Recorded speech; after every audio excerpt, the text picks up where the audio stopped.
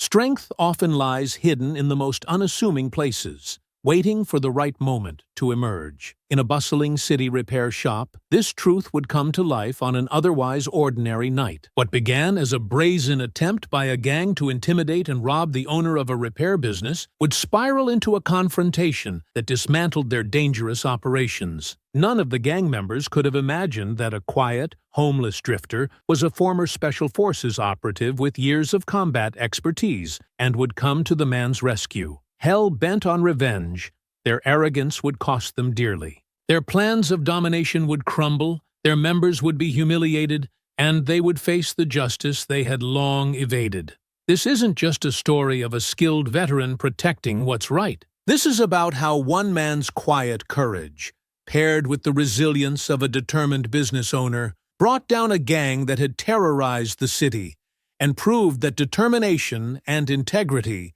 can turn the tide against even the most ruthless oppressors. Before we go any further, comment where in the world you are watching from and make sure to subscribe. Andre Phillips leaned against the wall of the alley, arms crossed, his eyes scanning the scene in front of him. The late afternoon sun cast jagged shadows across the cracked pavement, and the distant hum of traffic filled the air.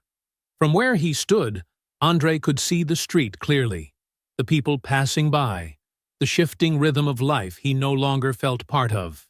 He liked this spot because it gave him just enough cover to observe without being noticed. A man walked down the sidewalk, brisk but unhurried.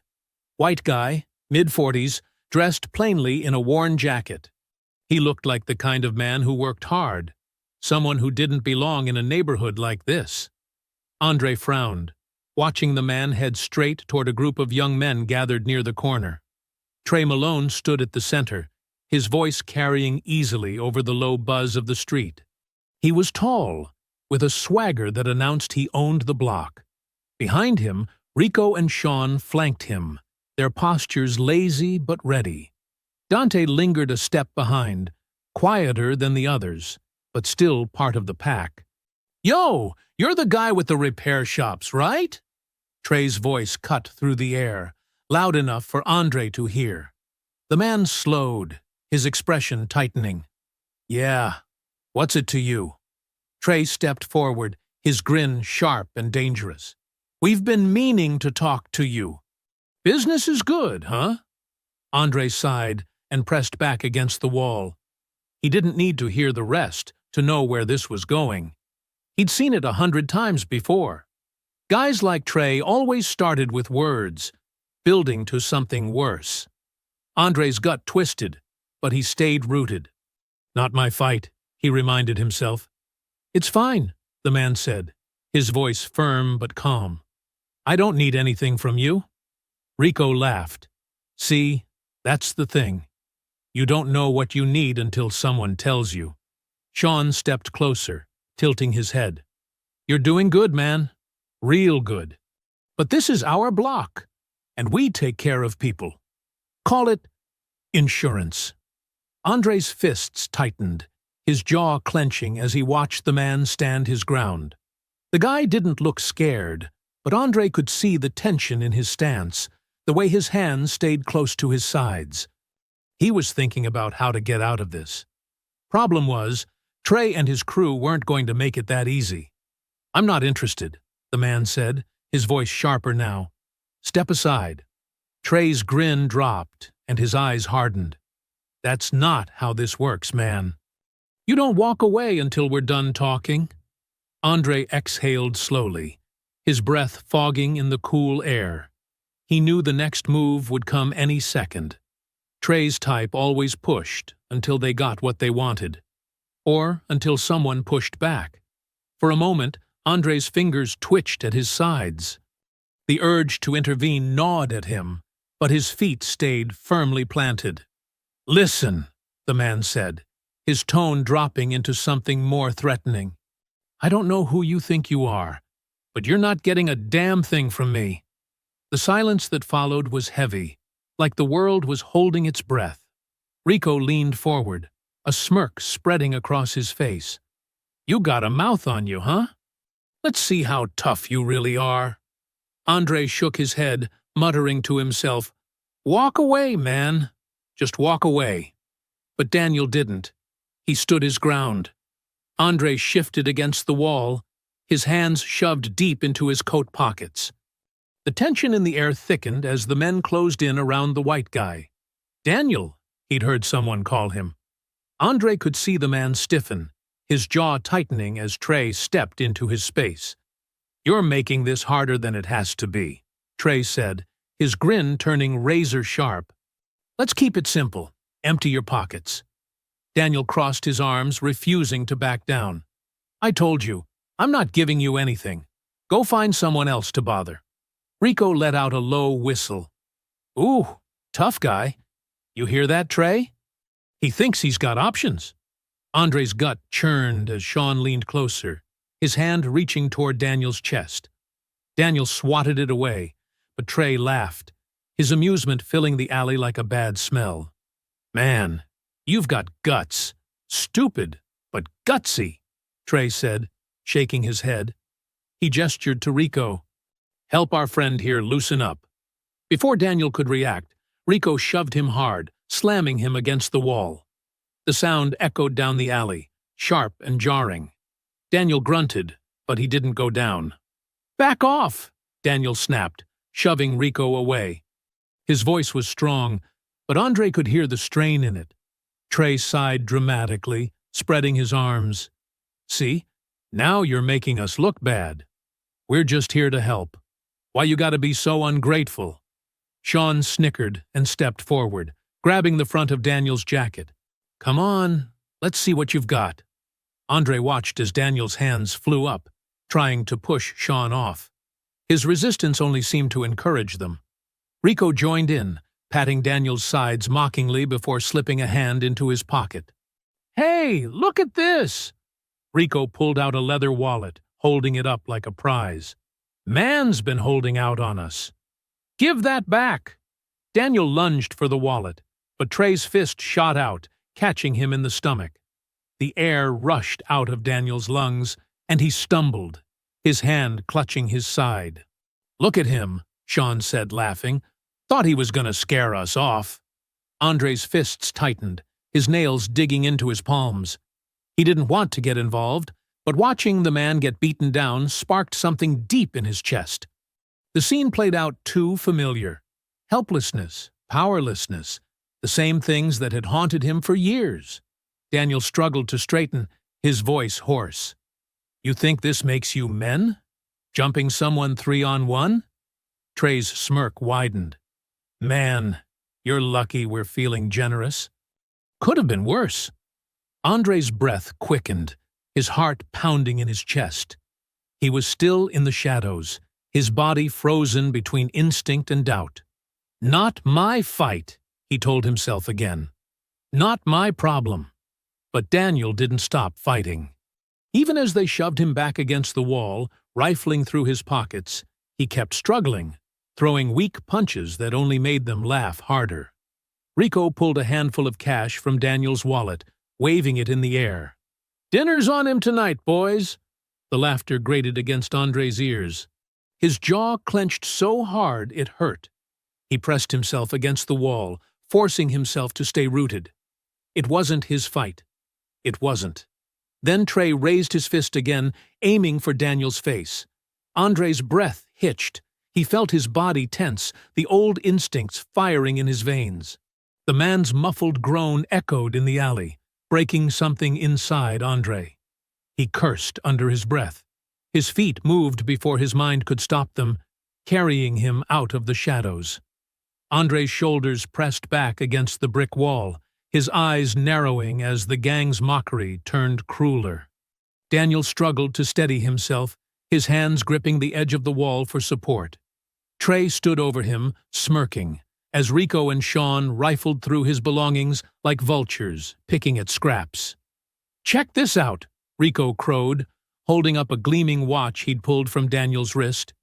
The gold band caught the fading sunlight, glinting brightly against the grime of the alley. "Man's rocking some serious bling." Daniel lurched forward, his breath ragged. "Give that back." His voice cracked, but there was desperation behind it. Trey snatched the watch from Rico's hand, examining it with mock curiosity. "Damn, this thing's got some weight to it. Bet we could get a good price for this, huh?" "No!" Daniel's shout echoed off the walls. He pushed himself upright, wobbling but determined. "That's not just a watch. It belonged to my grandfather." Sean scoffed, stepping in front of Trey protectively. "Yeah? And what's that supposed to mean to us?" Daniel's chest heaved, his voice breaking. "Please, I'm begging you. Take the money. Take whatever you want. But leave the watch." "It's all I've got left of him." The gang erupted into laughter.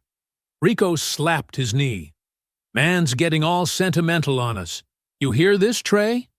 Trey's smirk widened as he dangled the watch in front of Daniel just out of reach. "Aw, come on now. Don't make it personal. It's just a watch, right?"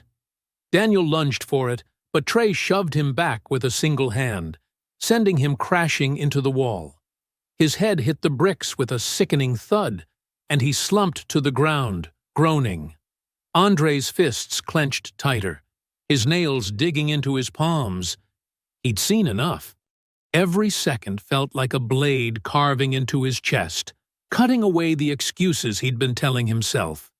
The laughter, the cruelty, the way Daniel's face twisted in pain.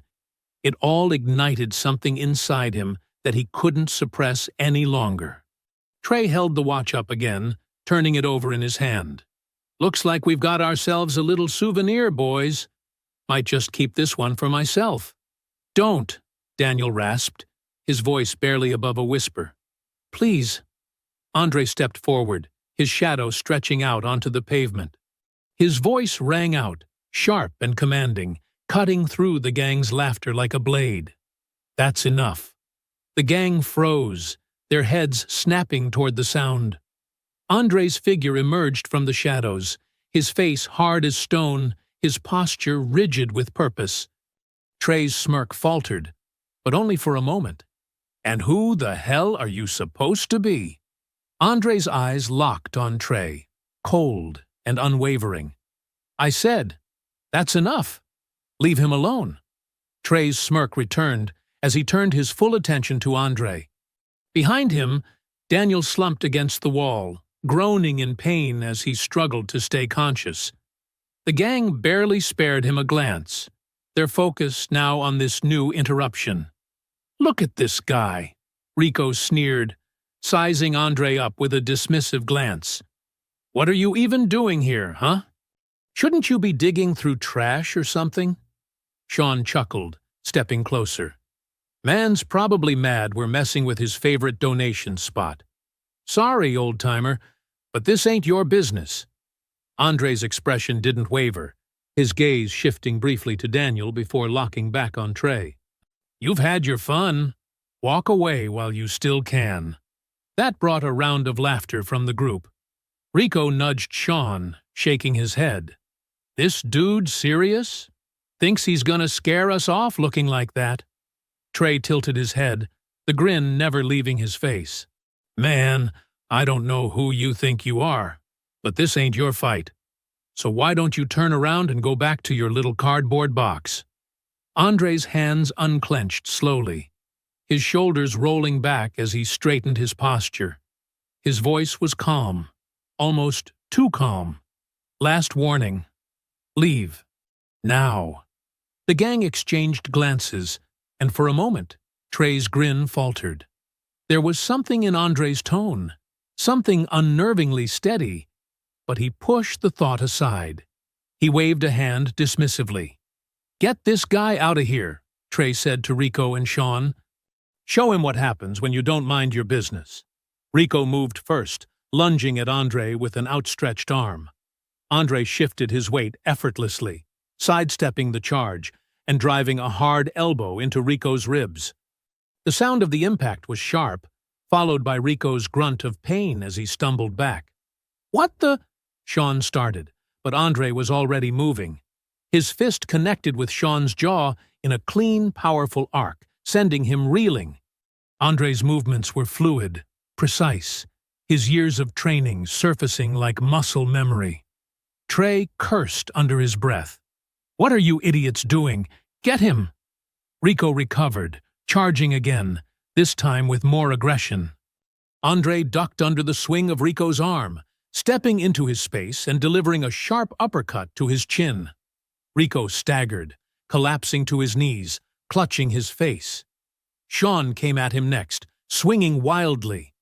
Andre blocked the first strike with his forearm, countering with a palm strike to Sean's chest that knocked the wind out of him. Sean crumpled, gasping for air as he stumbled back into the wall. "Is that all you've got?" Andre said, his voice steady, eyes flicking between the remaining men. Trey's face darkened as he stepped forward, cracking his knuckles. "You think you're hot stuff, huh? 3-on-1, and you're still standing? Let's see how long that lasts." Andre stood his ground, his stance unwavering. His sharp, calculating gaze followed Trey's every movement as the gang leader circled him, looking for an opening. Trey threw a feint, then lunged with a quick jab. Andre leaned back just enough for the punch to miss, countering with a swift kick to Trey's knee. Trey grunted in pain, stumbling back, but recovering quickly. "Come on!" Trey barked, gesturing to the others. "Get up! We're not letting this bum take us down." Rico and Sean staggered back to their feet, flanking Andre as Trey advanced again. Andre took a deep breath, his body relaxed but ready, his focus razor-sharp. Andre's breathing was steady, but his muscles burned. Trey circled him like a wolf, his lips curling into a snarl. Rico and Sean flanked him, emboldened by Trey's command. They weren't done yet, and Andre knew it. "You ain't so tough now, are you?" Trey taunted, flexing his hands as he gestured for Rico to move in. 3-on-1, old man. Let's see how long you can keep this up." Andre pivoted on his heels, tracking their movements. Rico lunged first, throwing a wide punch. Andre deflected it with his forearm, but Sean was right behind him.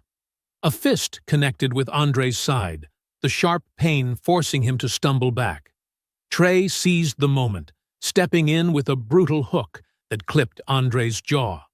His vision blurred as he staggered, barely regaining his footing before Rico swung again.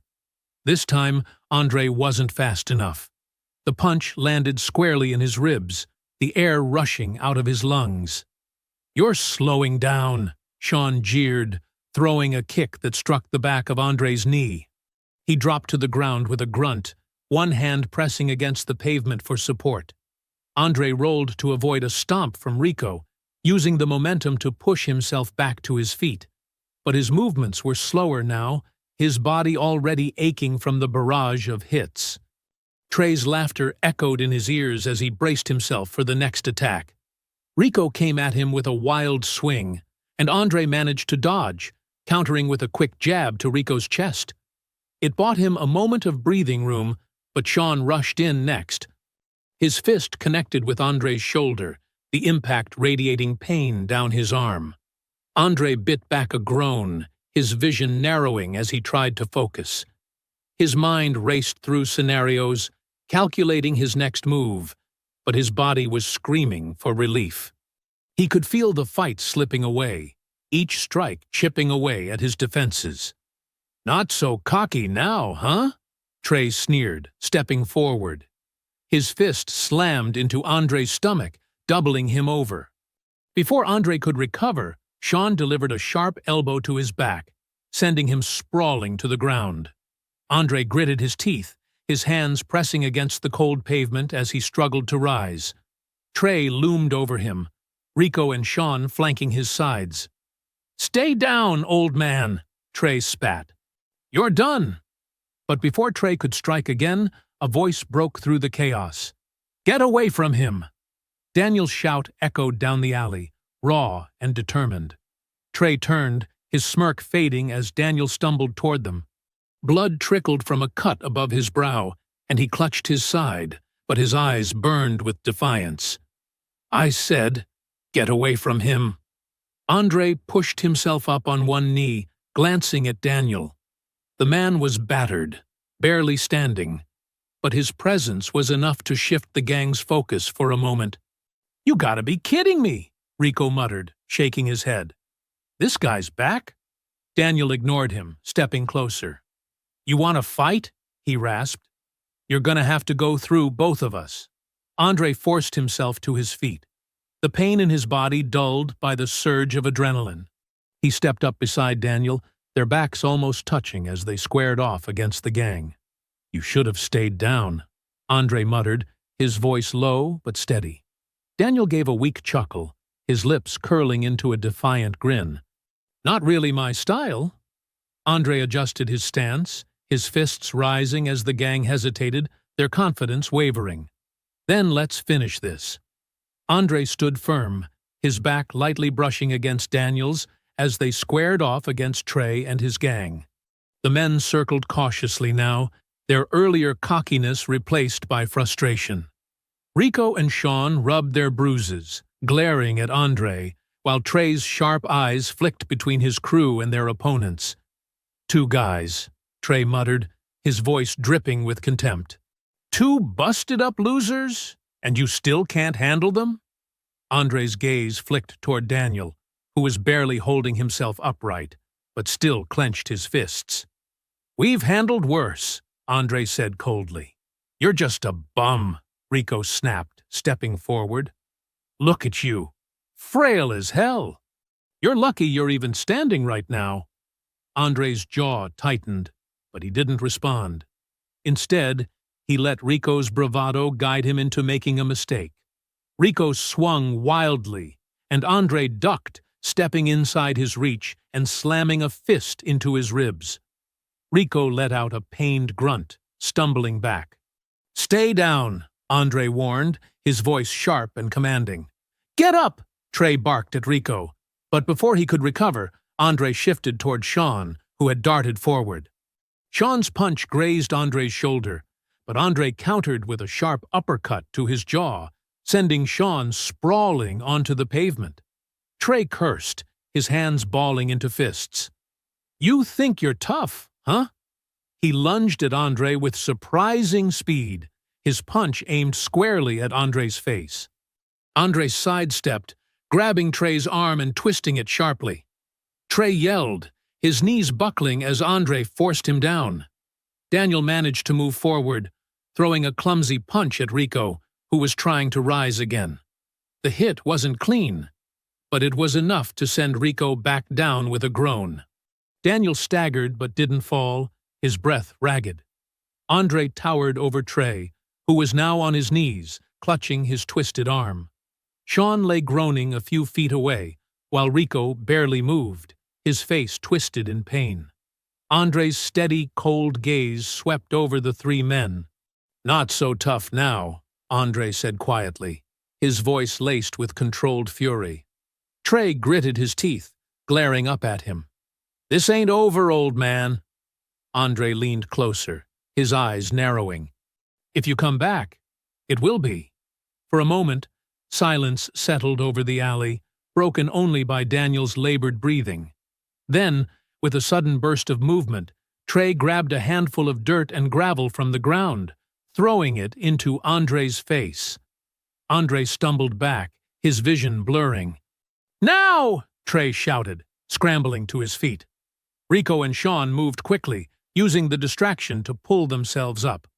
Sean shoved Daniel hard, sending him crashing back into the wall. Andre wiped at his eyes, clearing his vision just in time to see the gang retreating down the alley, their steps uneven but fast. Trey turned back briefly, his grin twisted. "Catch us next time, old man." Andre straightened, his body taut, but he didn't give chase. His eyes stayed on the shadows where they disappeared, his breathing steadying. "They ran," Daniel muttered, his voice tinged with disbelief. I thought we had them." Andre let out a slow breath, his fists relaxing at his sides. "We did. They just got lucky." Daniel leaned heavily against the wall, wiping blood from his brow. "You were incredible back there. I mean, you wiped the floor with them." But how? Who are you? Andre hesitated, his gaze still fixed on the mouth of the alley. He didn't look at Daniel as he spoke. Just someone who's had a lot of practice. Daniel frowned, his expression searching. That's not just practice. That's training. Real training. Andre finally turned to face him, his expression unreadable. You don't need to know my story.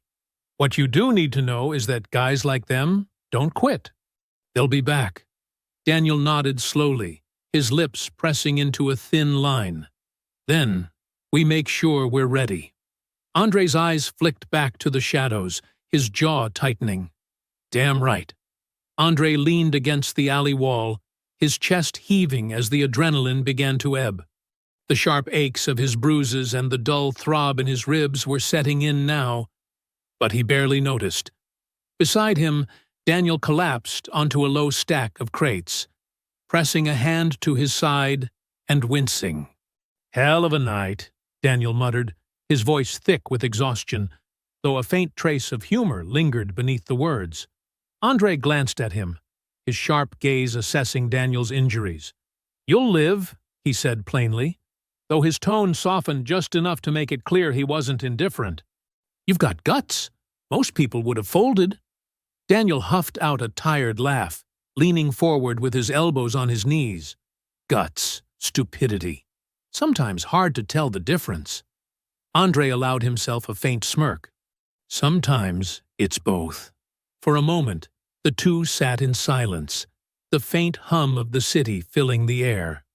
Andre let his gaze sweep across the alley, ensuring the gang was truly gone. His muscles remained taut, but for now, the danger seemed to have passed. You saved me, Daniel said suddenly, breaking the quiet. His tone was heavier now, the weight of the night sinking in.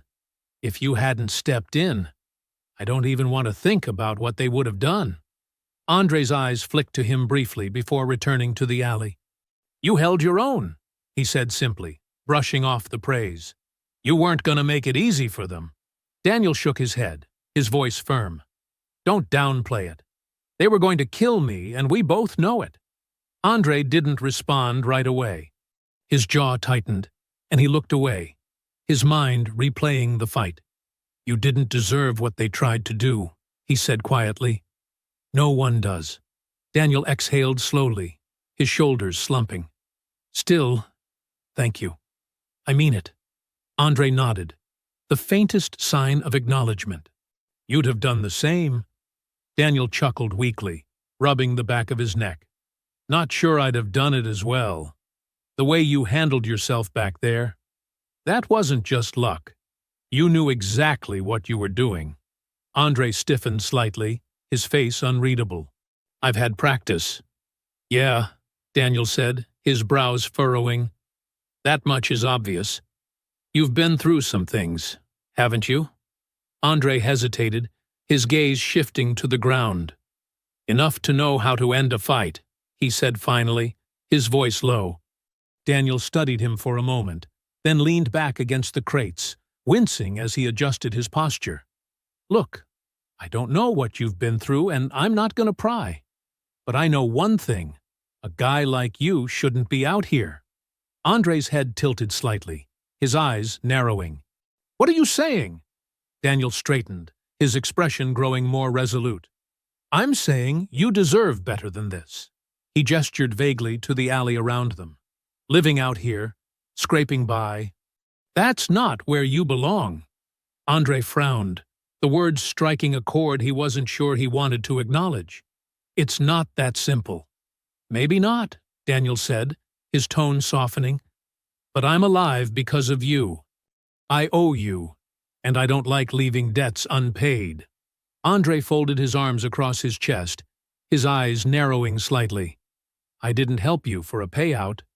I know, Daniel said quickly, raising a hand. And that's exactly why I want to help you. Look, I own a chain of repair shops. I could use someone who knows how to handle tough situations. Someone reliable. Someone like you. Andre's brow furrowed as he studied Daniel, his face unreadable. You're offering me a job? Daniel shrugged, though the motion made him wince. Yeah. Call it gratitude, call it me wanting someone like you on my team. Either way, the offer's there. Andre didn't answer immediately, his mind racing. He hadn't expected this. Not tonight. Not ever. You don't even know me, he said finally, his voice quiet but firm. I know enough, Daniel replied. I know you didn't have to step in tonight, but you did. That tells me everything I need to know. Andre stared at him for a long moment, his expression softening just a fraction. You don't owe me anything. Maybe not, Daniel said, his tone lightening. But I want to do this. So, think about it. Andre nodded slowly, his gaze drifting back to the alley's entrance. I'll think about it. Daniel smiled faintly, leaning back with a sigh. Fair enough. Just don't take too long. Guys like Trey don't stay down for long. Andre's lips curled into a faint smirk. Neither do we. Andre glanced at the mouth of the alley, his sharp eyes scanning for any sign of the gang's return. The streets beyond were quiet now, the faint glow of streetlights casting long shadows over the pavement. Beside him, Daniel struggled to his feet, leaning heavily on the crates for support. You good to walk? Andre asked, his voice steady but laced with concern. Daniel nodded, though his wince betrayed the truth. Yeah, might take me a minute, but I'll make it. Andre stepped closer, offering an arm. Daniel hesitated for a moment before accepting the help, draping an arm over Andre's shoulder. Together, they began moving toward the main street, their steps slow and uneven. This shop of yours nearby? Andre asked, breaking the silence. Just a few blocks down, Daniel said, his voice strained but determined. I've got a first aid kit there. Should be enough to patch us up. Andre nodded, adjusting his pace to match Daniel's. The night air was cool against their skin, the quiet streets offering a strange sense of calm after the chaos of the alley. Neither of them spoke much as they walked, the unspoken weight of what had just happened settling over them. When they reached the shop, Daniel fumbled with his keys, his hands trembling slightly. Andre took the keys from him without a word, unlocking the door and pushing it open. The faint smell of oil and rubber greeted them, mingling with the metallic tang of tools and machinery. Daniel gestured toward a small office at the back of the shop. First aid kit's in there. Andre guided him to the office, helping him onto a worn leather chair before moving to the cabinet Daniel had pointed out. The kit was small but well-stocked, a testament to the kind of work that went on in the shop. Let me see, Andre said, pulling out antiseptic and gauze. Daniel started to protest but stopped when Andre gave him a pointed look. Fine, he muttered, leaning back in the chair. But you're next, Andre snorted quietly. We'll see.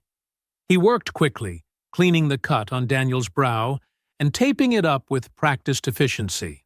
Daniel hissed at the sting of the antiseptic, but stayed still, watching Andre with a curious expression. You've done this before, Daniel said after a moment. A lot, I'm guessing. Andre didn't look up, his hands steady as he secured the bandage. Enough times. Daniel studied him, the question hanging in the air between them. But this time, he didn't press. Instead, he offered a faint smile. Thanks. Andre nodded, stepping back. Your turn to sit still. Daniel chuckled weakly, his hand gesturing toward the chair. Fair's fair. Andre settled into the chair, and Daniel grabbed the kit, moving with deliberate care. His hands were slower, less certain, but he managed to clean the scrapes on Andre's knuckles and tape up a bruise on his shoulder. You've got a few more miles on you than I thought, Daniel said, his tone light but not mocking. Andre raised an eyebrow. That's supposed to be a compliment? Yeah, Daniel said, his grin widening. And I don't give those out often. Andre allowed a faint smirk to tug at his lips. Lucky me. They sat in silence for a while, the hum of the shop's old fluorescent lights filling the space. Daniel leaned back in his chair, letting out a slow breath. You know, he said, his tone thoughtful, You'd be good here. At the shop, I mean. I wasn't just talking earlier. Andre's brow furrowed slightly, his gaze shifting to the floor. I don't know if I'm cut out for that anymore. You're cut out for more than you think, Daniel said firmly. And we could use someone like you. These streets are rough, and having someone who knows how to handle themselves, it'd make a difference. Andre didn't respond immediately, his thoughts racing. He'd been drifting for so long, it felt strange to even consider staying in one place. But something about Daniel's words, about this shop, felt different. I'll think about it, Andre said finally, his voice quiet but sincere. Daniel smiled faintly, nodding. That's all I'm asking. Andre stood, testing his bandaged shoulder. You need rest. Both of us do. And we need to figure out what happens next.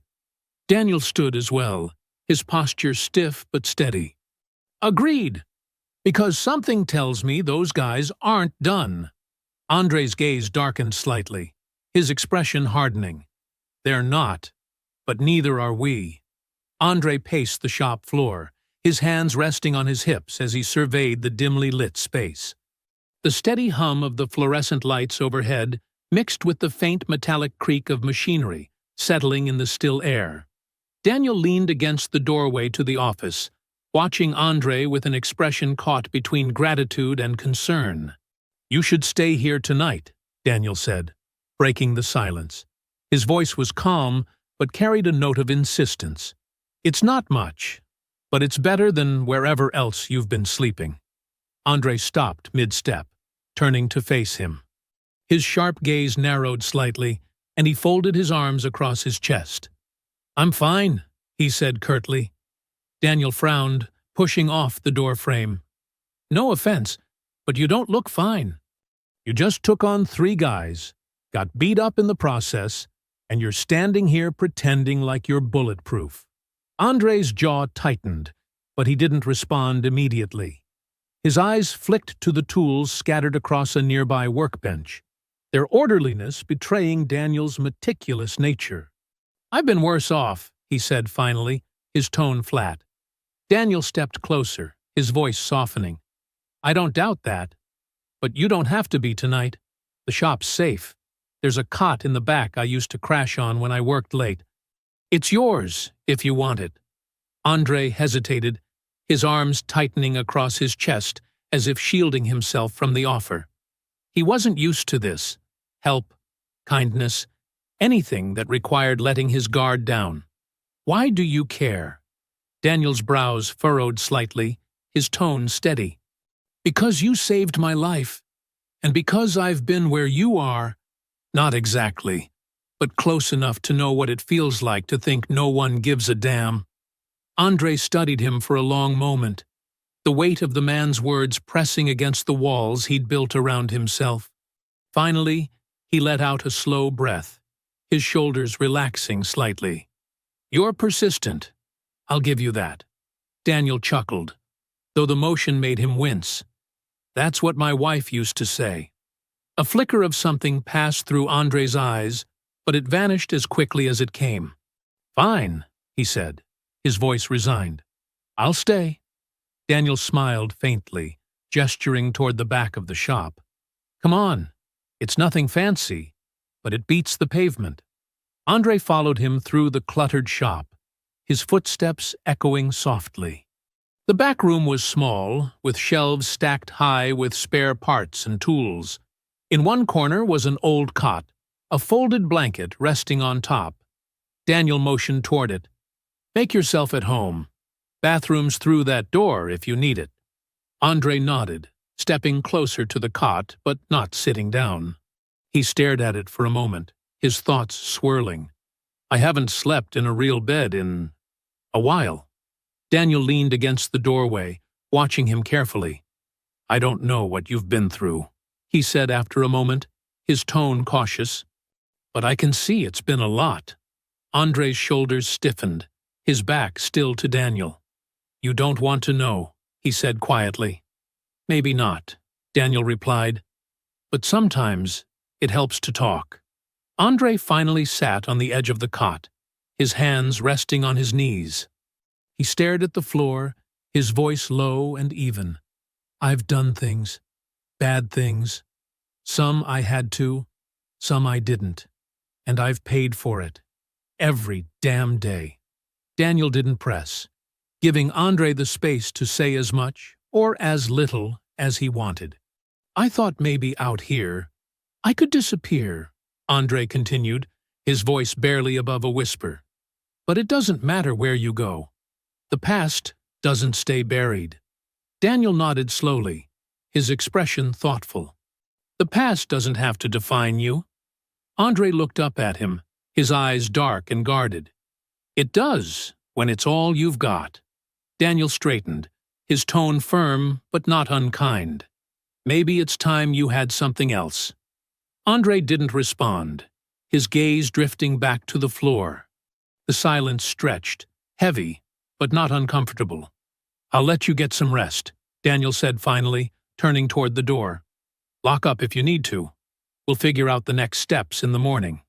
Andre nodded, pulling the blanket over his lap as Daniel left the room. The soft click of the door closing was followed by silence, save for the faint hum of the shop's lights. For the first time in what felt like years, Andre allowed himself to relax, his body sinking into the cot. Sleep came slowly, but when it did, it was deep and dreamless. Andre stirred awake to the faint creak of the shop door. His instincts sharpened instantly, his muscles tensing as his eyes adjusted to the pale morning light filtering through the small window. Sitting up quickly, he scanned the room, his body still coiled for action. Easy, came Daniel's familiar voice. He stepped into the room, holding 2 steaming cups of coffee.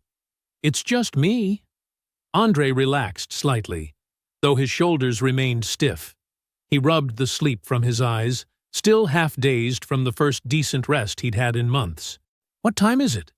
Early, Daniel replied, setting one of the cups on the small table by the cot. Thought you could use this. Andre nodded his thanks, wrapping his hands around the cup and letting the warmth sink into his skin. The bitterness of the coffee woke him further, grounding him in the moment. He glanced at Daniel, who looked tense despite his casual demeanor. You look like you've seen a ghost, Andre said, his sharp gaze narrowing slightly. Daniel hesitated, leaning against the doorframe. It's probably nothing, he said, though his tone betrayed the uncertainty in his words. Andre raised an eyebrow. What happened? Daniel sighed, running a hand through his hair. On my way here this morning, I got this feeling. Like someone was following me. Andre straightened, setting his cup down on the table. You're sure? Daniel shrugged, his hands gesturing vaguely. Not entirely. It was just, you know that sense you get when someone's watching you? I looked back a couple of times, but I didn't see anyone. Still, it didn't feel right. Andre's expression darkened, his jaw tightening as he processed the information. Could have been one of them. Trey and his guys like to size up their targets before they make a move. Daniel frowned, his arms crossing over his chest. You really think they'd try something again? After last night? Absolutely, Andre said firmly. They're pissed, and they've got something to prove. You humiliated them, and I made them look weak. They won't let that slide. Daniel let out a slow breath, his shoulders slumping slightly. Great. So now what? I can't keep looking over my shoulder every time I leave the house. You don't have a choice, Andre said, his tone calm but direct. Until this is over, you stay alert. If you think someone's following you again, don't lead them here or anywhere important. Stick to crowded places, take detours, and keep your phone on you at all times. Daniel nodded slowly, processing Andre's advice. All right, what about the shop? They know where it is. If they want to hit me where it hurts, this is the place they'll go. Andre leaned back, his fingers drumming lightly on the arm of the chair. That's why I'll stick around for now. Watch the area. Keep an eye out for anything suspicious. If they're planning something, they'll slip up. Daniel tilted his head, studying Andre. You're really willing to go this far. You've already done so much. Andre's lips pressed into a thin line. I don't like unfinished business. Trey's the type who thinks he owns these streets. If we don't stop him, he'll keep coming. Daniel nodded, his jaw tightening. Then we do this smart. I've got cameras around the shop. They're basic, but they work. Maybe we can catch something useful. Andre smirked faintly. Not bad. Daniel gave a small shrug, his expression grim. Learned the hard way. You don't last long in this neighborhood without being prepared. Andre stood, rolling his shoulders as he finished the last of his coffee. All right, let's check the footage and take a look around. If Trey's got someone watching you, we'll figure out who it is. Daniel straightened, his determination growing. Let's get to it. Together, they left the back room and moved into the main area of the shop. The space was bathed in soft morning light, the faint hum of machinery filling the air. Andre's eyes were sharp, scanning every corner for anything out of place. He could feel the tension in the air, the quiet before a storm.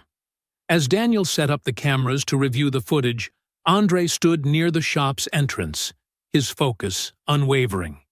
Trey's gang was out there somewhere, and he knew they wouldn't wait long to strike. But this time, he and Daniel would be ready. Andre stood near the shop's entrance, his arms crossed as he stared out into the street. The morning sunlight bathed the pavement in a golden glow, but the quiet still felt uneasy. His instincts remained sharp, every small sound putting him on edge. Behind him, Daniel fiddled with the shop's security system, setting up the small monitor on the workbench. It's not the best setup, Daniel admitted, plugging in the last cable. But it's gotten me out of trouble before. Andre turned, stepping closer to examine the setup. The screen displayed several camera angles: the shop's entrance, the side alley, and a portion of the street out front. Better than nothing, Andre said, his voice calm but focused. Let's see what we've got. Daniel rewound the footage to the early morning, the time he'd left for the shop. The grainy black-and-white images flickered across the screen, showing Daniel walking down the street with his bag slung over his shoulder. At first, nothing seemed out of the ordinary, just a few passing cars and the occasional pedestrian. There, Andre said suddenly, pointing to the corner of the screen. A figure appeared briefly, stepping out from behind a parked car before ducking back into the shadows. Run that back. Daniel rewound the footage, freezing the frame where the figure appeared. The person was hooded, their features obscured, but their stance was unmistakable, deliberate, watchful. Daniel let out a low whistle. You were right. Someone was tailing me. Andre's eyes narrowed as he studied the screen. They're not amateurs. They stayed out of sight, but not enough. You probably spooked them when you looked back. Great, Daniel muttered, rubbing the back of his neck. So now what? They know where I work, and they're probably reporting back to Trey as we speak. Andre straightened, his expression hardening. We use it to our advantage. Daniel turned to him, his brow furrowing. What do you mean? Andre gestured toward the screen. If they're watching you, they'll assume you're an easy target. They don't know you've got someone watching your back now. Daniel nodded slowly, his mind working to keep up. So, we let them come to us? Exactly, Andre said, his tone firm. We prepare. If they make a move, we'll be ready. Daniel hesitated, his gaze flicking to the screen. And if they don't? If they're planning something bigger?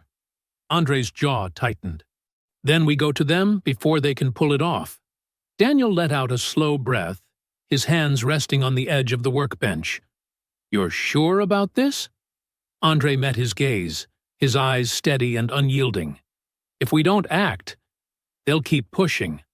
The longer we wait, the stronger their position gets. Daniel nodded, his determination returning. All right, but we need a plan, something solid. Andre smirked faintly. Already working on it. The two men spent the next hour going over the shop's layout and vulnerabilities. Daniel showed Andre the blind spots in the camera coverage, while Andre suggested ways to fortify the entrances. Together, they moved around the shop, testing locks and repositioning tools that could double as makeshift weapons. "You've done this before," Daniel said as they secured the back door. Andre shrugged, his expression unreadable. "I've picked up a few things along the way." Daniel didn't press further, sensing that Andre wasn't ready to share more. Instead, he focused on the task at hand. "If they come back, they'll probably hit us after dark. That's when they'll feel safest." Andre nodded. "Agreed. We'll need to stay ahead of them, anticipate their moves." Daniel glanced at him, a faint grin breaking through his seriousness. "You sure you don't want to run the shop? You'd make a hell of a manager." Andre snorted quietly, shaking his head. "Not my style." The moment of levity was brief but welcome, easing the tension between them. As they finished their preparations, Andre's sharp gaze lingered on the street outside. The morning might have been quiet, but he knew better than to trust the calm. "They'll come," Andre said quietly, more to himself than to Daniel. "And when they do, we'll be ready." The shop buzzed with activity as the morning shifted into full swing. The clang of tools, the hum of engines, and the chatter of customers created a lively symphony that filled the air. Andre stood near the entrance, arms crossed, watching the bustle with an air of quiet observation. "You planning to stand there all day? Or are you going to help out?" Daniel called from across the shop, a grin tugging at the corners of his mouth. Andre smirked faintly and stepped forward. "Just making sure no one's sneaking up on us," he said dryly, though there was a lighter note to his voice. Daniel chuckled, tossing him a grease-stained rag. "Well, how about you keep an eye on this carburetor while you're at it? Don't worry, I'll show you the ropes." Andre caught the rag with ease, moving to the workstation Daniel had pointed out. It wasn't long before another employee, a younger man named Pete, approached, his expression equal parts curious and skeptical. "You the new guy?"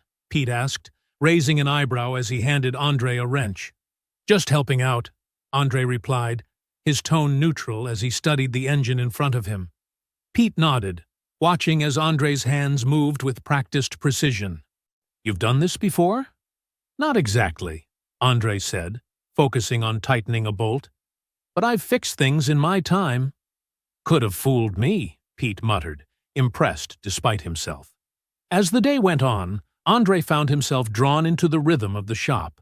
Customers came in with complaints, some straightforward, others more complex, and Andre stepped in where he could, offering a steady hand and a sharp eye. His calm demeanor and knack for problem-solving quickly caught the attention of both the employees and the customers.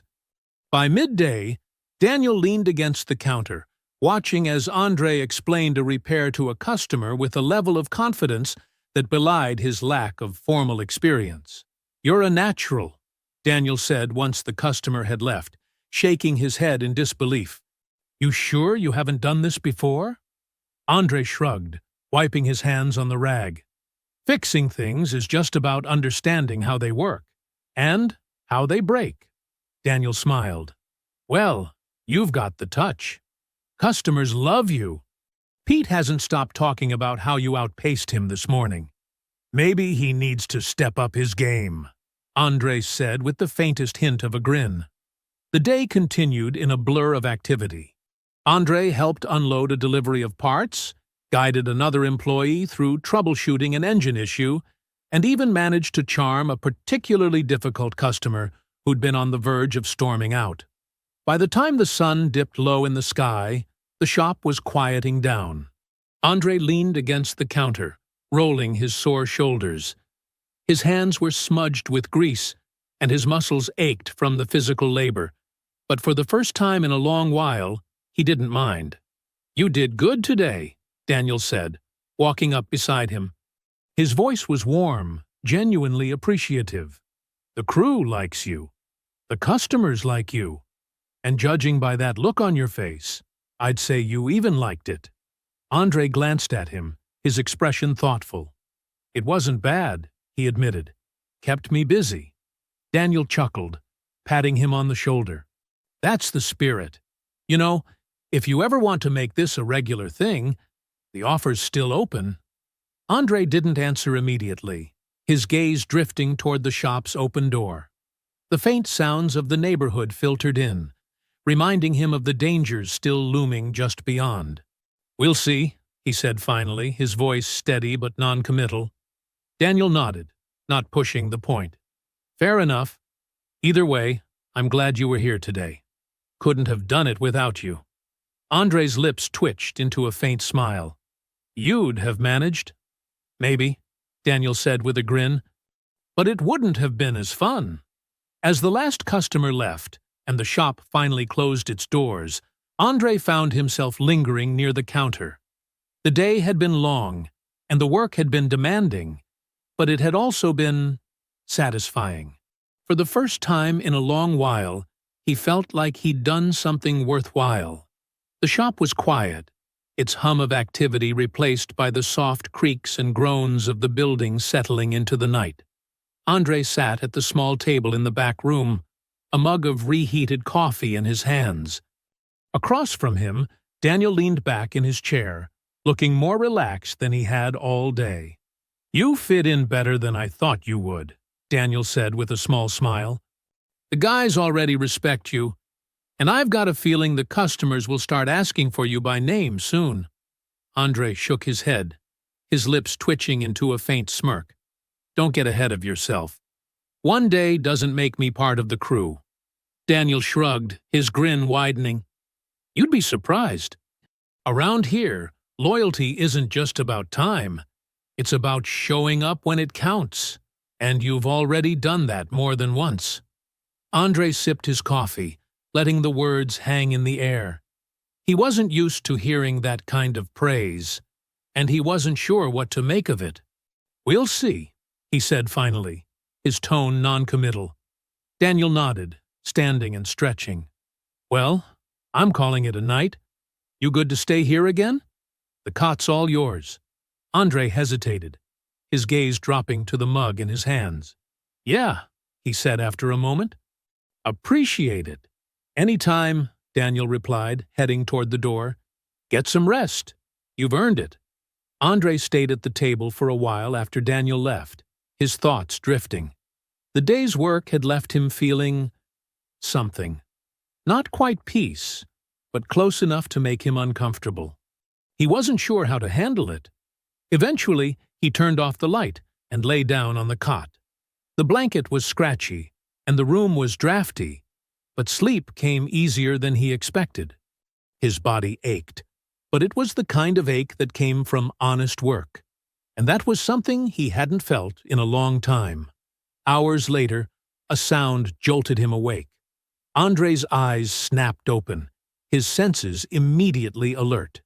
He lay still, straining to hear. Faint voices drifted through the shop, low and muffled, but unmistakably there. Looks like the cameras are still up. We'll have to take those out first. Andre's muscles tensed. The voices were coming from outside, just beyond the shop's front door. He sat up silently, his movements careful and deliberate. Sliding out of bed, he moved toward the door of the back room, his bare feet making no noise on the cold floor. Think he's still here? Another voice asked, its tone wary. Probably, came the reply. Doesn't matter. We're just scoping the place tonight. Trey said we hit it tomorrow when it's empty. Andre's jaw tightened as he crept toward the front of the shop, his body moving instinctively, every step measured. Through the narrow window by the entrance, he could make out the silhouettes of two men lingering near the doorway. They were hunched, their gestures quick and furtive. What about the cameras? The first voice asked again. Relax, the second replied. We'll cut the power before we go in. Trey's got it all planned out. Andre's mind raced. He could wait, try to catch them off guard. But if they realized he was here, It might escalate into something worse. Instead, he decided to send a clear message. He reached over and flicked the light switch, flooding the shop with bright fluorescent light. The voices outside cut off immediately. Andre unlocked the front door with a deliberate click, opening it just enough to let them see his shadowed figure. His voice was low and calm, but it carried a sharp edge that cut through the silence. "If you're smart, you'll run. Now!" The two men froze, their eyes wide as they scrambled to process the sudden shift. "Shit," one of them muttered, backing away. "Let's go," the other hissed, tugging at his companion's arm. Andre stepped fully into the doorway, his imposing frame silhouetted by the shop's light. His gaze was cold, unyielding. "Tell Trey I'm waiting. And I'm not the patient type." The men didn't need any more convincing. They bolted, their footsteps echoing down the street as they disappeared into the night. Andre watched them go, his expression unreadable. Only when the silence returned did he step back inside, locking the door behind him. He stood there for a moment, his breathing steady as his adrenaline began to fade. Turning off the lights, he moved back to the cot, his mind already working through what needed to be done before morning. Morning light crept through the shop's narrow windows as Andre stood near the counter, his arms crossed and his expression grim. Daniel walked in, his movements slower than usual, rubbing the sleep from his eyes. He paused when he saw Andre's stance. "What's with the look?" Daniel asked, his voice still rough from sleep. "Something happen?" Andre nodded, his tone even but firm. "They were here last night." Daniel froze, his eyes widening. "What? Here? What did they do?" Andre gestured toward the shop's entrance. "They were scoping the place. Talking about cameras, cutting power, hitting us when the shop's empty. They ran when I turned the lights on and made it clear I wasn't going to let it slide." Daniel let out a low whistle, running a hand through his hair. "Damn. I didn't think they'd come back so soon." "They're not wasting time," Andre said, his voice calm but tense. "Trey's got a plan, and they're confident. We need to be ready." Daniel nodded, his expression hardening as he moved to the workbench. "All right. What do we do?" Andre stepped closer, his sharp eyes scanning the shop's layout. "First, we make sure they don't catch us off guard. Reinforce the doors and windows. Anything that slows them down gives us an advantage." Daniel grabbed a toolbox, pulling out a hammer and nails. "I've got some spare wood we can use for the windows. The doors are solid, but I'll check the locks just in case." "Good," Andre said. "We'll also need to adjust the cameras. Right now, they're easy to spot. Move them higher, out of reach, and angle them better to cover the entrances." Daniel set the tools down and gestured toward a ladder leaning against the wall. "There's a drill in the cabinet. I'll help you get those adjusted." Andre nodded, already moving toward the cabinet. "We'll also need a backup plan if they cut the power. Flashlights, battery-operated lights, whatever you've got." "I've got a few lanterns for emergencies," Daniel said, opening a storage bin and pulling them out. "They're bright enough to light up the whole shop."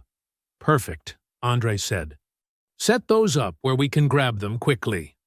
As they worked, the tension in the air was palpable, but productive. Andre moved with precision, his years of experience guiding his every action. Daniel followed his lead, his determination growing with every task. "So," Daniel said after a while, breaking the silence, "what's the plan when they show up? Just scare them off again?" Andre paused, tightening a bolt on one of the cameras.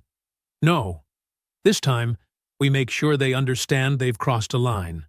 But we do it smart. No unnecessary risks."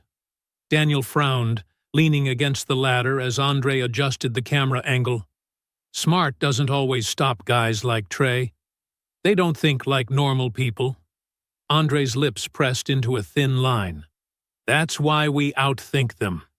They're used to people folding under pressure, not fighting back." Daniel nodded, his expression resolute. "All right. But if this goes sideways, We call the cops. Agreed? Andre hesitated, then gave a curt nod. Agreed. But we'll make sure they don't get a chance to do any real damage before that happens. They worked through the morning, reinforcing every vulnerable point in the shop. The cameras were repositioned, the windows secured, and the entrances fortified. By midday, the shop had transformed from a regular business into a defensible stronghold. Daniel stepped back, wiping sweat from his brow as he surveyed their work. Not bad for a couple of guys with no blueprint. Andre allowed a faint smirk. Not bad at all. As they finished setting up the last lantern, Daniel leaned against the counter, his expression thoughtful. You know, this isn't exactly how I pictured my week going. Andre chuckled softly. Yeah? How'd you picture it? Fixing cars, arguing with customers, and maybe catching a game on TV, Daniel said with a shrug. Not reinforcing my shop to fend off a gang. Andre's smirk faded slightly, his gaze steady. You're doing what needs to be done. Most people wouldn't. Daniel looked at him, his eyes narrowing slightly. What about you? You're doing more than I ever could have expected. Why? Andre's expression hardened, though his voice was calm. Because I've seen what happens when people like Trey think they can do whatever they want. And I've seen what it takes to stop them. Daniel nodded slowly, understanding the weight behind Andre's words. Well, I'm glad you're here. Couldn't do this without you. Andre didn't respond immediately, his gaze drifting toward the street outside. Let's just hope it's enough. The shop was eerily quiet as evening fell, the kind of silence that made every creak and rustle seem louder than it was. Andre sat near the counter, his back to the wall, his eyes fixed on the darkening street outside. Daniel paced the floor, his arms crossed tightly over his chest. How long do you think we've got? Daniel asked, his voice breaking the heavy quiet. Andre glanced at his watch, then back to the street. They'll come when they think no one's watching. Probably soon. Daniel let out a frustrated breath, shaking his head. I keep thinking about how this could all be avoided. I mean, we've got the cameras.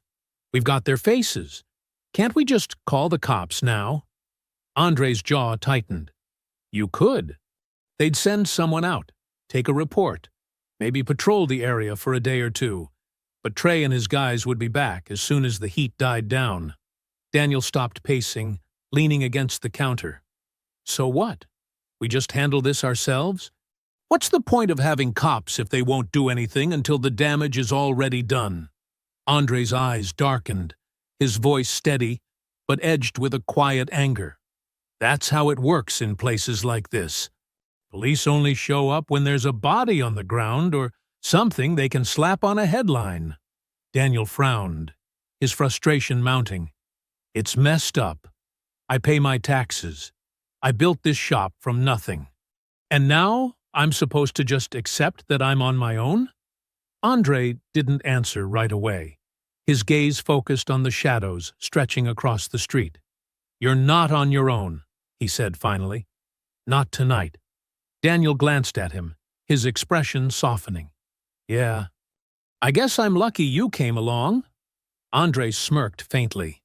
You're lucky I don't sleep much.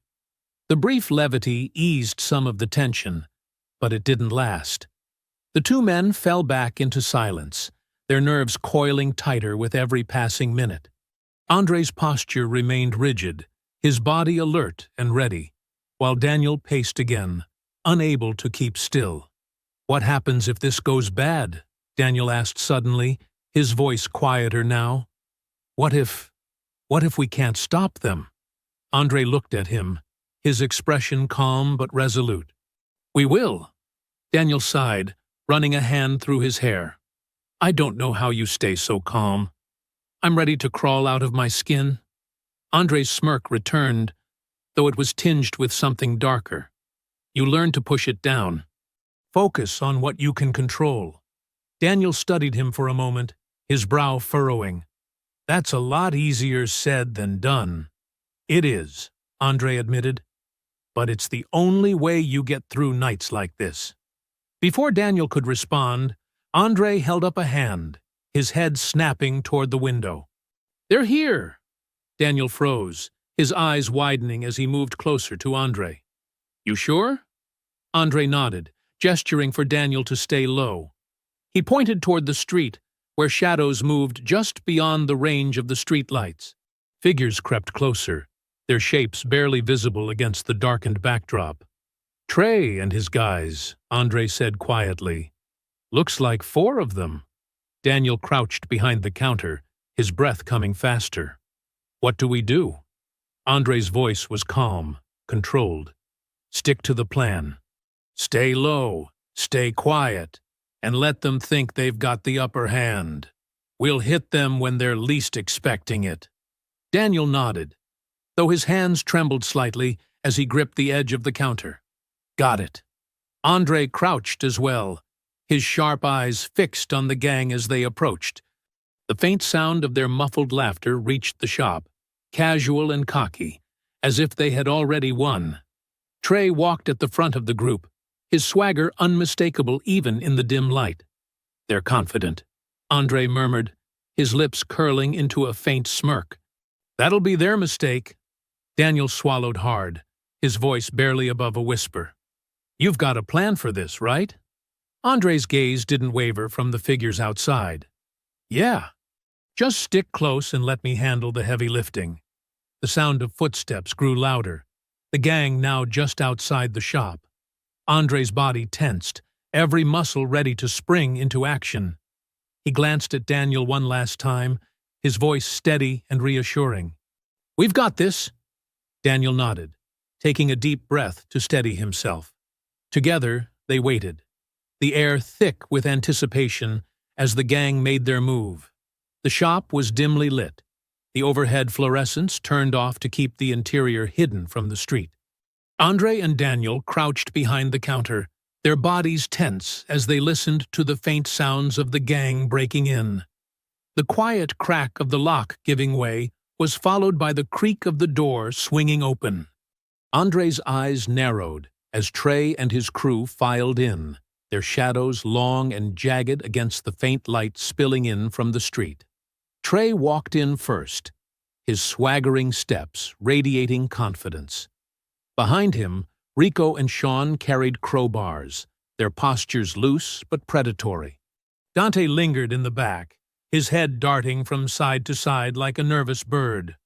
"All right," Trey muttered, his voice low but commanding. "Get to work. Cameras first, then anything that looks expensive." Rico nodded, gesturing to one of the walls. "I'll handle the cameras." Andre gave Daniel a quick, steadying glance. "Remember the plan," he whispered, his voice barely audible. "Stay low, and don't hesitate." Daniel nodded, clutching a wrench tightly in his hands. "Got it." The gang spread out, their footsteps echoing softly in the quiet shop. Trey stayed near the entrance, his knife glinting faintly as he flipped it open and closed, his smirk widening. "Told you this place was easy money," he muttered, mostly to himself. Andre waited until Rico was reaching for one of the cameras, his arm raised high with a crowbar. Then, in one fluid motion, he rose from his hiding spot and struck. His fist connected with Rico's ribs, the force sending the man staggering back with a loud grunt of pain. "What the hell?" Trey yelled, his knife snapping open as he spun toward the commotion. Daniel jumped up from behind the counter, swinging the wrench with both hands. The metallic clang echoed as it struck Sean's crowbar mid-swing, deflecting it and sending Sean reeling. Daniel pressed the advantage, shoving Sean hard into a nearby workbench. Dante froze, his eyes wide as he saw Andre advancing. I didn't sign up for this," he stammered, dropping his bag and stumbling toward the exit. "Then leave," Andre growled, his voice cold and commanding. Dante hesitated for a split second before bolting out the door, disappearing into the night. Rico, clutching his side, pulled out his phone with shaking hands. "We need backup," he gasped into the receiver. "Get here now." Andre's gaze snapped to Rico, his jaw tightening. "So much for keeping it fair." Trey sneered, stepping forward with his knife raised. "You think you're tough, old man? Let's see how tough you are when my boys show up." Andre didn't respond. Instead, he moved with lightning speed, closing the distance between them and knocking Trey's knife from his hand with a sharp strike to his wrist. Trey stumbled back, cursing, as Rico and Sean regrouped, both now armed with crowbars. The fight was only beginning, and Andre could hear the faint sound of approaching footsteps outside. "Daniel," Andre called, his voice sharp. "Get ready. This isn't over." Daniel gritted his teeth, his grip tightening on the wrench, as the two men prepared for the next wave. The odds were about to get worse. The sound of hurried footsteps echoed outside, growing louder as Rico's reinforcements approached. Inside, the chaos of the fight continued. Andre was locked in a brutal exchange with Trey and Rico, their crowbars swinging with sharp, metallic whooshes. Meanwhile, Daniel faced off against Sean, who grinned cruelly as he brandished a wrench he'd snatched from a workbench. "You really think you can take me?" Sean taunted, circling Daniel with a predator's swagger. "You're just a grease monkey playing hero." Daniel gritted his teeth, his mind racing. He couldn't match Andre's raw power or precision, but he didn't have to. The shop was his domain, and he knew every corner, every tool, every weakness. He just needed to play it smart. As Sean lunged, Daniel sidestepped, letting the wrench miss him by inches. "That all you got?" Daniel said, trying to keep his voice steady despite the adrenaline surging through him. Sean sneered. "I'm just getting started." Daniel led Sean further into the shop, maneuvering toward the rear where he'd been working earlier in the day. His eyes flicked toward the air compressor, a sturdy tool sitting near a loose coil of heavy-duty hoses. An idea sparked in his mind, and he shifted his stance, letting Sean think he was on the defensive. "Running already?" Sean jeered, advancing with another wild swing. Daniel ducked under the attack, his hands brushing against the coiled hose as he moved. "Not running," he muttered. "Just leading." Sean didn't catch the words. He pressed forward, closing the gap between them with reckless confidence. Daniel stepped back, his foot brushing against the air compressor pedal. He braced himself, grabbing the coil of hose with one hand while keeping the other near the compressor switch. As Sean swung again, Daniel twisted to the side, pulling the hose with him. The heavy coil tangled around Sean's legs, tripping him and sending him sprawling onto the concrete floor with a loud thud. "What the?" Sean sputtered, trying to free himself. Daniel didn't waste a second. He slammed his foot down on the compressor pedal, and a burst of air hissed through the hose. The pressure tightened the coils around Sean's legs, pinning him in place. Sean cursed, thrashing against the binding hose. "You're dead, grease monkey! You hear me?" Daniel stepped back, catching his breath as he grabbed a nearby wrench for defense. "Keep yelling," he said, his voice sharper now.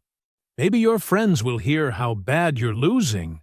Sean growled, his hands clawing at the hose, but his struggles only tightened the coils further, leaving him immobilized. Daniel glanced toward the rest of the shop, where Andre was still fending off Trey and Rico. The sound of more footsteps outside signaled the arrival of the reinforcements Rico had called. Daniel's stomach sank, but he squared his shoulders, gripping the wrench tighter. "Andre!" he shouted, his voice cutting through the clamor. "We've got company!" Andre's eyes darted toward Daniel for a brief moment, his expression grim but resolute. "Stay sharp. We're not done yet." Daniel nodded, his breath steadying. He'd outsmarted one of them, but the fight was far from over. The shop was about to become a battlefield.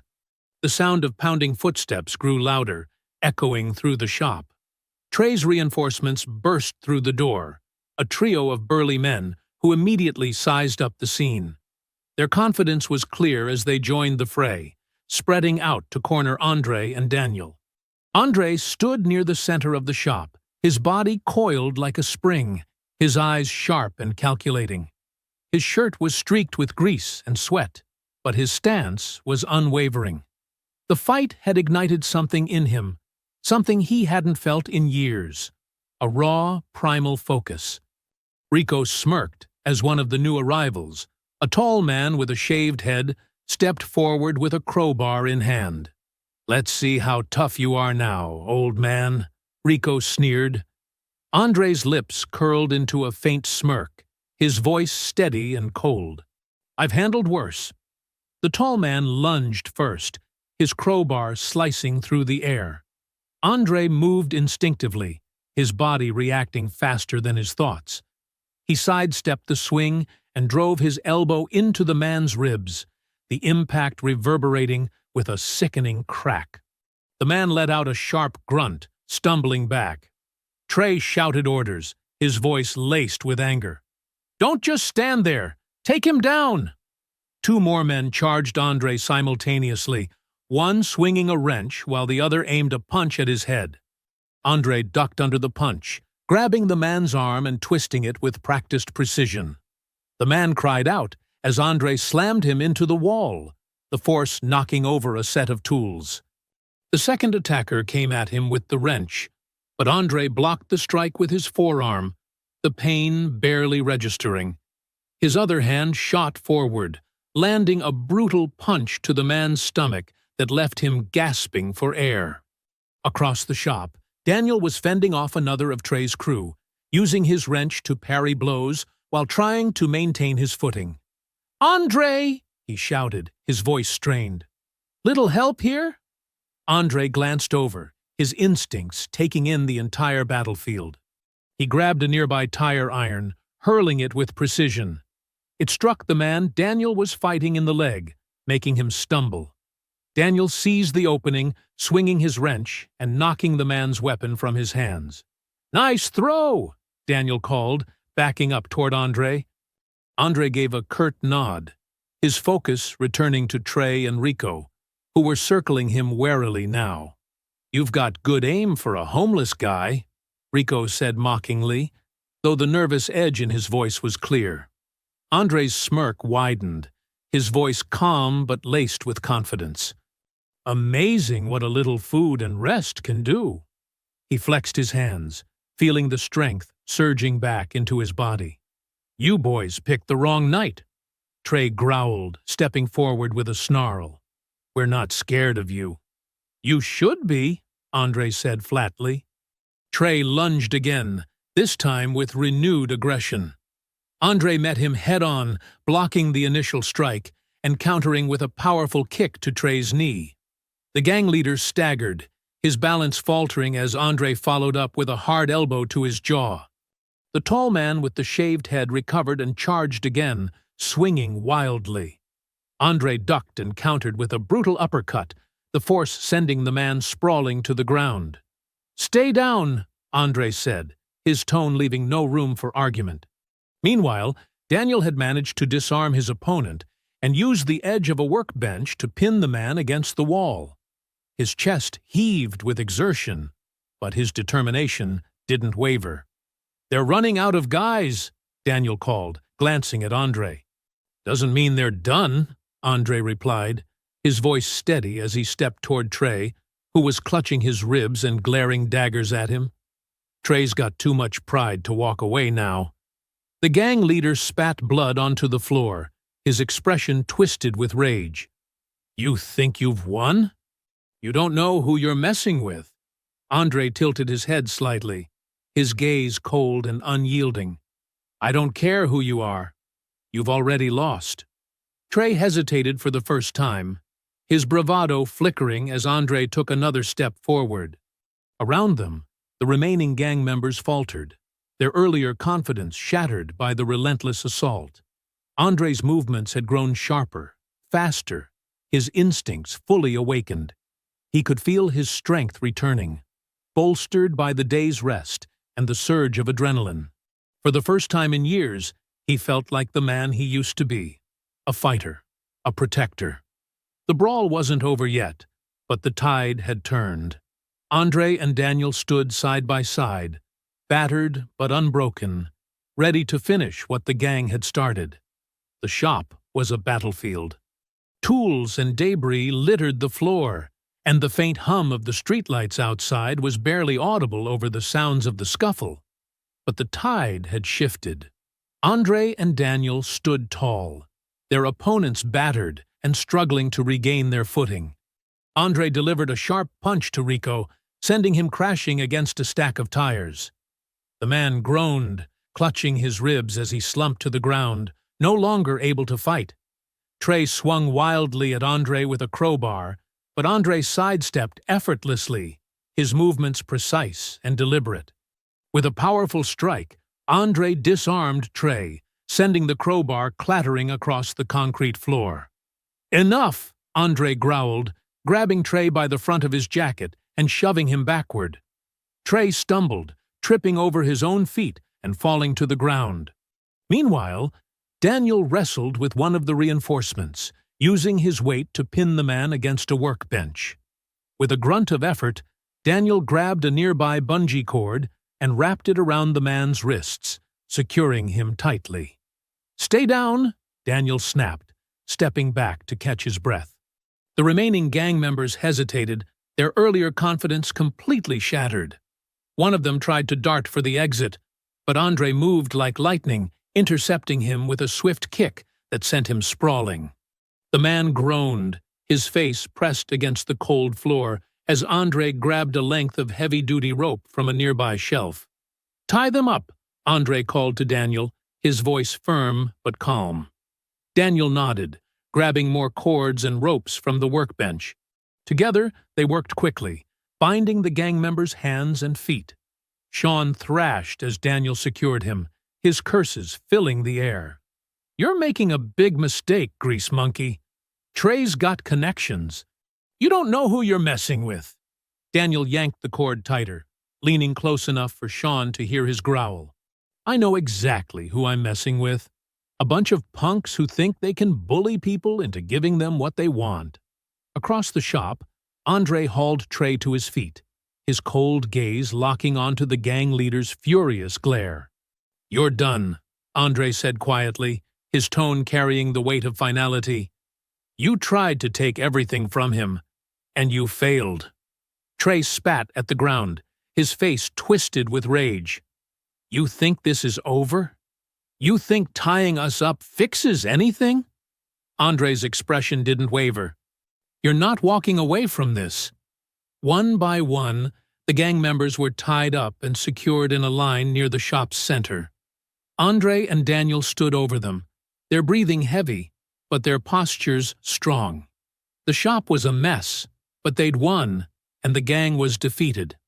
Daniel wiped sweat from his brow, glancing at Andre. "Now what?" Andre crossed his arms, his sharp gaze sweeping over the subdued gang.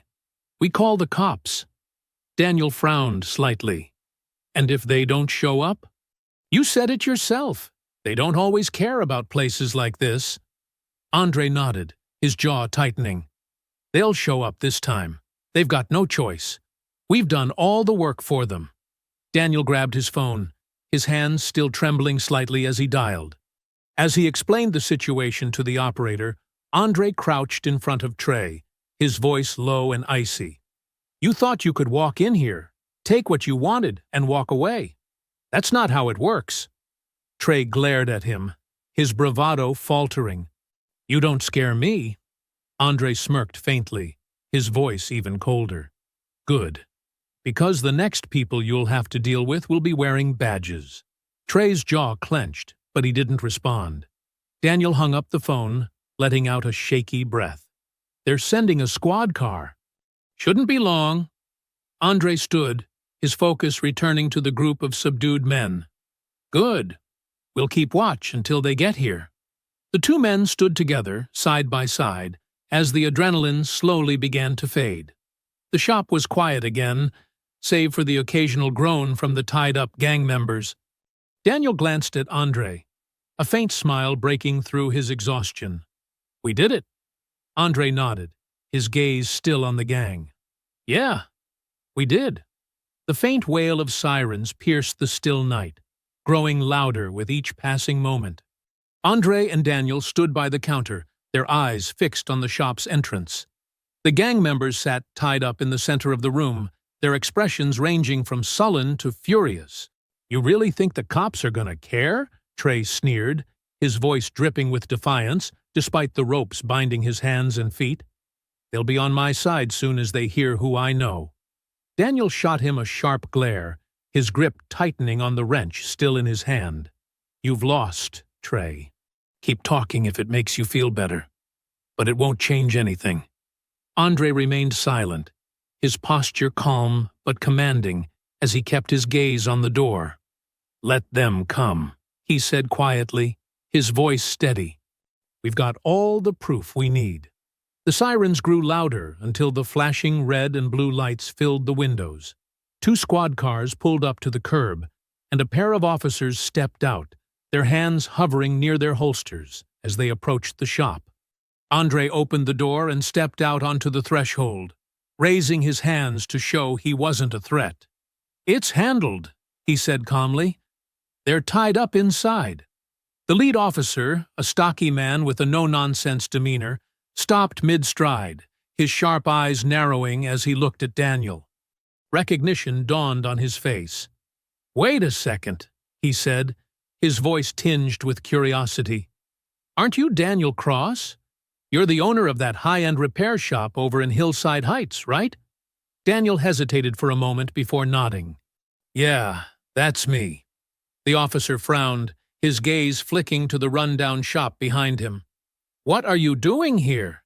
You've got a place in one of the wealthiest neighborhoods in the city. Why stick around a spot like this?" Daniel straightened, his tone firm despite his exhaustion. "Because this is where I started, and because people here deserve the same service as the folks over there. I'm not about to abandon the community that gave me my first shot." The officer studied him for a moment, his frown softening into something more like respect. "Fair enough," he said.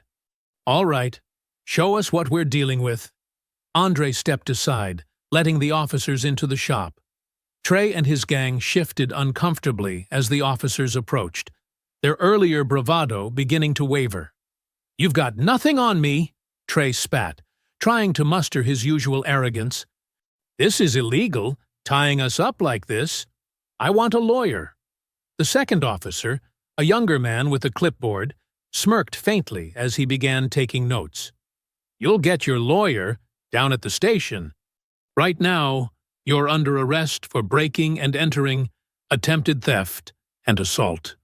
Trey's glare shifted between Andre and Daniel, his voice rising with desperation. "This isn't over. You hear me? You think you've won?" Andre stepped closer, his expression cold and steady. "It's over for you," he said quietly. "You messed with the wrong people." The officers began untying the gang members one by one, cuffing them securely before hauling them to their feet. Sean groaned as he was pulled up, his earlier confidence replaced by quiet resignation. "Man, Trey, this is all your fault." "Shut up," Trey snapped, his fury barely masking his fear. As the officers prepared to haul the gang to the squad cars, the lead officer turned back to Daniel. "We'll need statements from both of you at the station. You've done good work here. Honestly, most people wouldn't have stood up to guys like these." Daniel nodded, his posture relaxing slightly.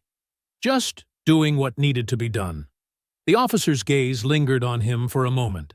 "It's not every day you see someone like you, someone who's made it, still fighting for the places they came from. The city could use more people like that." Daniel's lips twitched into a faint smile. "Thanks. But tonight, I couldn't have done it alone." The officer's gaze shifted to Andre, his brows raising slightly in acknowledgement. "You've got a hell of a friend here." Andre didn't respond immediately, his expression unreadable. "We did what we had to."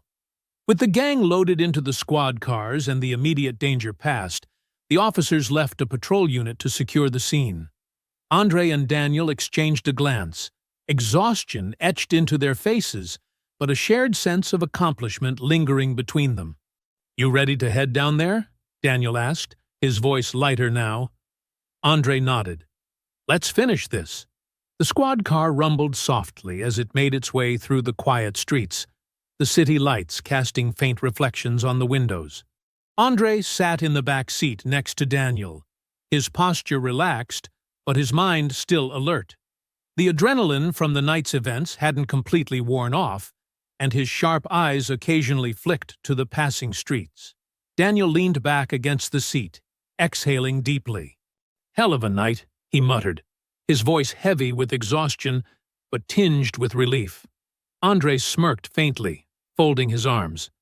"Not your usual work shift, huh?" Daniel chuckled dryly. "Not by a long shot." For a moment, the car was silent, the tension of the night ebbing slightly. But Andre's thoughts were sharp, replaying the conversation he'd overheard earlier between Daniel and the officer. He turned to Daniel, his brow furrowing slightly. "Hillside Heights, huh?" Andre said, his tone casual but pointed. Daniel glanced at him, his brows lifting slightly. "You caught that, huh?" Andre's expression didn't change. "Hard not to. You didn't mention before that you run shops in one of the wealthiest parts of the city." Daniel shrugged, a faint grin tugging at his lips. "Didn't think it mattered." "What difference does it make where I work?" Andre's gaze didn't waver. "It matters when someone like you sticks around a place like this. Most people would have cut ties and focused on the money."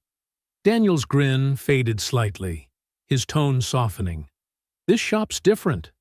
It's where I started. Back when I was broke and just trying to make something of myself, people here gave me a shot when no one else would. I'm not about to walk away from that." Andre leaned back, his expression contemplative. "Loyalty's rare these days. I'll give you that." Daniel tilted his head, studying Andre. "You sound like you know a thing or two about sticking around when it's hard." Andre didn't respond immediately, his gaze drifting to the window. "You do what you can with what you've got," he said finally, his voice low. Daniel nodded, letting the silence linger for a moment before speaking again. "I meant what I said earlier, you know." Andre turned to him, raising an eyebrow. "About what?" "The job," Daniel said simply. "You've got skills most people don't, and you've got the guts to back them up. I'd be an idiot not to want someone like you on my team." Andre smirked faintly. "You're persistent, I'll give you that." Daniel laughed softly. "It's how I've stayed in business." Andre's smirk faded as he considered the offer more seriously. "I don't know if I'm cut out for something like that. It's been a long time since I had stability." Daniel leaned forward slightly, his voice steady but sincere. "Stability's overrated. What matters is purpose. And you've got that. You just need the right place to use it." Andre studied him for a moment, his expression unreadable. "And you think that place is with you?" Daniel nodded without hesitation. "Yeah, I do." Andre didn't answer right away, his mind racing. He'd been drifting for so long, it was hard to imagine staying in one place, let alone working as part of something bigger. But Daniel's words stirred something in him, a faint but undeniable spark. "I'll think about it," Andre said finally, his voice quiet but sincere. Daniel smiled, leaning back again. "Fair enough. Just know the offer stands." The squad car pulled into the station parking lot, its tires crunching on the gravel. As they stepped out, the weight of the night's events lingered between them, but so did a sense of possibility. Together, they walked toward the station, ready to give their statements and face whatever came next. The fluorescent lights of the police station cast a stark glow over the small, sterile room where Andre and Daniel sat. Across from them, the lead officer tapped away at a keyboard, entering details from their statements. His partner leaned against the wall, reviewing the initial report. "You're lucky you were able to hold them off," the lead officer said, glancing up at them. "Most people wouldn't have made it through a situation like that." Daniel nodded, his voice steady despite the long night. "We didn't have much of a choice. It was either fight back or lose everything." The officer's gaze shifted to Andre, his expression thoughtful. You've got a military air about you. Former service? Andre's jaw tightened briefly before he gave a short nod. A while back. The officer's tone carried a note of respect. Well, it shows. The way you handled those guys, most civilians wouldn't know where to start. Andre didn't respond, his gaze fixed on the officer's notepad. The praise didn't sit right with him. He hadn't done it for recognition. He'd done it because someone needed to stand up, and Daniel couldn't do it alone. The officer wrapped up the report, sliding it into a file. That should cover it. We'll contact you if we need anything else, but with the footage and your statements, this case is pretty open and shut. Daniel let out a breath he hadn't realized he was holding. Thanks. Really? The officer nodded, his expression softening. We'll make sure those guys see some real consequences for this. In the meantime, try to get some rest. You've earned it. Andre and Daniel rose, nodding their thanks before making their way out of the station. The night air was cool and quiet, a stark contrast to the chaos they'd left behind just hours ago. As they climbed into Daniel's car, a heavy but comfortable silence settled between them. The drive back to the shop was uneventful, the city slowly stirring awake as dawn approached. When they pulled into the lot, Daniel parked and leaned back in his seat, letting out a tired laugh. Home, sweet home, he said, his voice light despite his exhaustion. Andre smirked faintly, glancing at the shop. You sure this place is worth all the trouble? Daniel grinned. You kidding? After tonight, it means more than ever. They stepped inside, the shop quiet and still. The mess from the fight remained, a grim reminder of what they'd endured. Daniel grabbed a broom and started sweeping, his movements slow but purposeful. Andre watched for a moment before picking up a toolbox and beginning to reorganize the scattered tools. The two worked in silence for a while, the shared effort grounding them. Finally, Daniel broke the quiet. So, he said, not looking up from his task, any thoughts about my offer? Andre paused, resting a wrench on the workbench. You're serious about this? A job and a place to stay? Dead serious, Daniel said, leaning on the broom handle. You're good, Andre. Better than most of the guys I've hired, and I've only seen you work for a day. I don't care where you've been or what you've done. I care about what you can do now. Andre met his gaze, his expression unreadable. I haven't had a place to call home in years. Then maybe it's time you did, Daniel said simply. You've already got what it takes. You just need somewhere to land. Andre's gaze drifted around the shop, taking in the familiar chaos of tools and machinery. The offer felt strange, too good to be true, but Daniel's sincerity was hard to ignore. After a long moment, Andre nodded. All right, I'll give it a shot. Daniel's grin widened, his relief obvious. You won't regret it. And trust me, it's not just a job. It's a chance to rebuild. Andre smirked faintly. We'll see.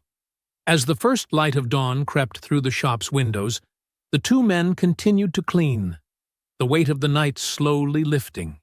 For the first time in years, Andre felt a flicker of something he thought he'd lost. A sense of belonging. Months later, the shop buzzed with life on a bright afternoon, the steady rhythm of tools clanging against metal mixing with the hum of engines. Andre stood near the main workbench, tightening a bolt on a sleek sports car, his hands steady and precise. He worked with quiet confidence, his movements efficient and practiced. Across the shop, Daniel chatted with a customer, a wide smile on his face as he handed over a receipt. The shop was thriving, the bays filled with vehicles ranging from beat-up sedans to luxury imports. The energy in the air was a far cry from the chaos of the night when Trey and his gang had tried to destroy everything. Andre finished his work and wiped his hands on a rag, glancing around. The place looked better than ever, cleaner, more organized, and bustling with activity. The team Daniel had assembled worked like a well-oiled machine, and Andre had quickly become a key part of it. Daniel approached, holding 2 bottles of water, and handed one to Andre. "You know," he said with a grin, "I think this place has never been busier. We've got people coming in from all over now." Andre smirked faintly, taking a sip of water. "Word gets around when you do good work." "That's not just on me," Daniel said, gesturing to the shop. "You've been a big part of it. Customers ask for you by name now." Andre shrugged, his smirk deepening. "Guess I'm not bad with my hands." Daniel laughed. Understatement of the year. Their moment was interrupted by the chime of the radio on the shop counter. One of the mechanics turned up the volume as a news segment began. The familiar voice of a local reporter filled the room. "In today's news," the reporter said, "a group of men responsible for a string of robberies and assaults, including the attempted break-in at a local repair shop months ago, have been sentenced to lengthy prison terms. The group's leader, identified as Trey Carson, received the maximum sentence for his role in orchestrating the crimes. Authorities credit the cooperation of the shop's staff for helping bring these individuals to justice." The shop fell silent as the team listened, their expressions a mix of satisfaction and relief. Daniel turned to Andre, a faint grin tugging at his lips. "Looks like it's official." "They're not getting out anytime soon." Andre nodded, his gaze steady. "Good. They deserve it." One of the younger mechanics spoke up, his voice tinged with admiration. "You guys really took them on yourselves that night, huh? That's badass." Daniel chuckled, shaking his head. It wasn't about being badass. It was about protecting what matters. Andre's eyes softened slightly as he glanced around the shop. And making sure people like that don't think they can walk all over everyone. The mechanic nodded, his respect clear. "Well, you guys are the real deal. Glad to be part of this team." Daniel clapped Andre on the shoulder, his smile warm. "We've come a long way, haven't we?" Andre allowed himself a small smile. "Yeah, feels good." The radio continued playing in the background, but the team quickly returned to their work, the energy in the shop buzzing with renewed purpose. Andre watched them for a moment, a quiet sense of pride settling in his chest. For the first time in years, he felt not just useful, but truly at home. Daniel leaned against the workbench, taking another sip of water. "So, what's next? You sticking around for the long haul?" Andre smirked, glancing at the sports car he'd just finished working on. "I've got nowhere else to be. And this works for now." Daniel grinned, his expression full of gratitude. "Glad to hear it. Here's to keeping this place thriving, and keeping trouble like that far away." Andre nodded, his gaze drifting to the open shop doors where sunlight streamed in.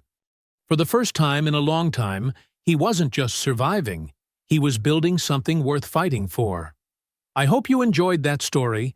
Please share it with your friends, and subscribe so that you do not miss out on the next one. In the meantime, I have handpicked 2 stories for you that I think you will enjoy.